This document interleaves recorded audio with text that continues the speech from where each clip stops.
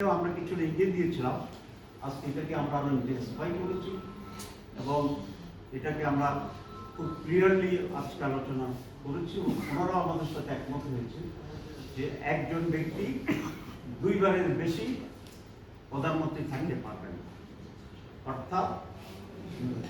অর্থাৎ তিনি 10 বছরের বেশি কোনো ব্যক্তি প্রধানমন্ত্রীর পদে অধিষ্ঠিত হতে পারবেন না সমগ্র জীবনের ভিতরে।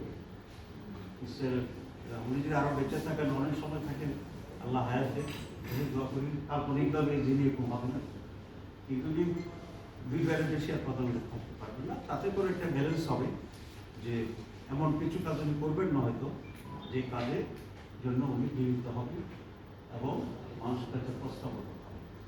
এই কয়েকটি বিষয় ছিল আজকে আমাদের, অনেক বিষয় যদি বলি আরো কিছু বিষয় আছে, আমরা আশা করি আপনারা কষ্ট করে আলোচনার শেষে থাকবেন। তারপর আমরা 15 দিনের জন্য একটি ব্রিফিং আপনাদেরকে দিতে চেষ্টা করব।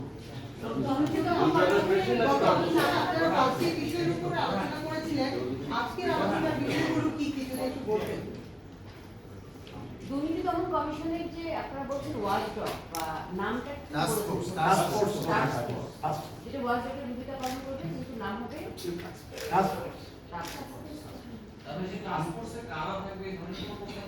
সেটা ডিটেইলিং করা হয়নি।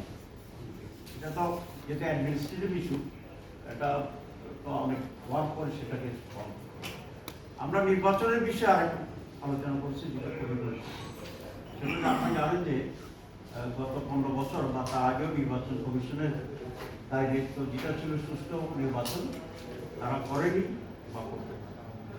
এর অন্যতম প্রধান কারণ হচ্ছে আমাদের বিদ্যমান আইনে নির্বাচন কমিশনারদের ত্রুটি বিচ্যুতি এবং তাদের ভুলভ্রান্তির জন্য খুব বেশি শাস্তির কোনো সিস্টেম আমাদের দেশে। আমরা এবার বলেছি যে তাদেরকে ইলেকশন কমিশনার যারা আছেন তাদেরকে চাকরিকালীন সময়ে তো সুপ্রিম জুডিশিয়াল কাউন্সিল তাদের উপরে শাস্তি নিশ্চিত করতে পারেন এবং সেটাকে তারা ইনভেস্টিগেট করতে পারেন। কিন্তু আমরা বলেছি যখন তাদের চাকরি চলে যাবে, মেয়াদ শেষ হবে, তখন কোনো আইনের আওতায় তারা থাকে না। এবার আমরা প্রস্তাব করছি তাদের জন্য একটি আইনের সংশোধন করে জবাবদিহির আওতায় আনতে হবে এবং নির্বাচন কমিশন থেকে রিটায়ার করার পরেও তাদেরকে শাস্তির আওতায় আনতে হবে। এই জন্য প্রয়োজনীয় আইনের সংশোধন করা দরকার। তো these are very 3 important agenda আমরা ডিসকাস করছি এবং ইলেকশন কমিশন প্রিফারেন্স কমিশনও আমাদের সাথে একমত পোষণ করছে। আপনাকে সবাইকে ধন্যবাদ এবং বিকালের ব্রিফিংয়ের আমন্ত্রণ।